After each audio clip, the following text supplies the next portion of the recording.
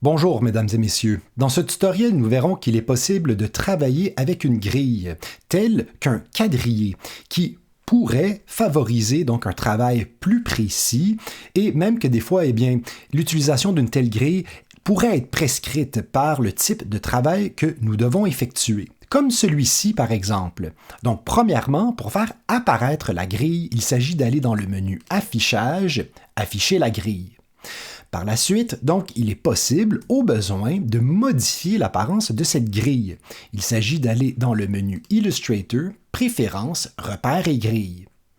Ensuite, donc, il est possible, comme vous pouvez voir ici, de placer la grille en arrière-plan des éléments sur notre plan de travail. Donc ici, par exemple, la grille est venue s'afficher derrière notre modèle.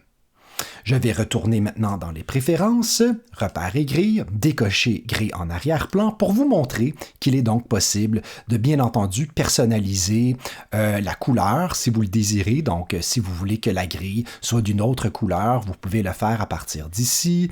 Vous pouvez décider également que la grille soit faite à partir de lignes pointillées au besoin. Et également, donc, sachez qu'il est possible de subdiviser cette grille telle que nous le voulons. Ici, par exemple, nous pouvons constater que les lignes plus foncées, il s'agit de pouces. Donc, nous avons 1 pouce, 2 pouces, 3 pouces, etc.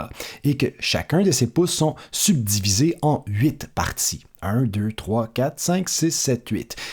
Si nous voulons, par exemple, subdiviser le tout en 16 parties, nous pouvons le faire et ainsi de suite.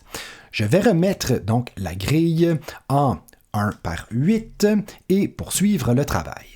Avant donc de commencer à tracer mon modèle, il me reste une étape cruciale à faire. Il s'agit d'aller dans le menu Affichage, Magnétisme de la grille, parce que nous voulons donc maintenant que chaque point d'ancrage et chaque poignée de direction que nous allons créer se magnétise sur cette grille. Regardez bien, ici, si par exemple je me rends n'importe où là, sur mon plan de travail, vous allez voir que même si j'essaie de cliquer au centre ici, voilà, le point est venu se connecter exactement sur une jonction de subdivision. Alors voilà ici comment donc travailler de manière précise. Je vais retirer ce point et me mettre donc maintenant à retracer cette icône de Batman. Donc, je vais faire la partie de gauche en premier et du moment que cette partie sera faite, je n'aurai que à la faire miroiter en la copiant vers la droite et finalement, donc, joindre ces points-ci pour en faire une forme fermée. Allons-y. Donc, clic, clic, clic. Ici, je vais faire un Alt, clic, glisse. Ici, donc, clic. All right. Je vais rentrer la poignée à l'intérieur. Voilà. Alt, clic, glisse. Donc, vous voyez la méthode que j'emploie en ce moment, c'est la méthode que je vous avais montrée à un moment donné qu'il s'agit donc de placer à l'avance les poignées de direction là où il le faut.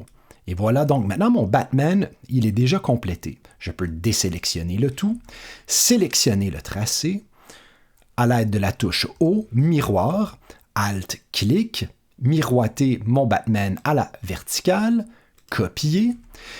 Ici, tel que je vous ai déjà montré, nous avons donc maintenant 2 points d'ancrage superposés.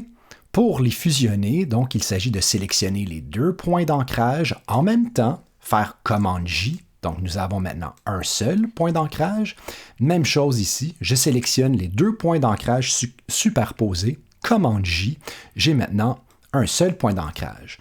Je me retrouve donc maintenant avec une forme bel et bien fermée et un Batman complété. Donc, sur ce, je vous souhaite une bonne journée et à la prochaine. Merci. Au revoir.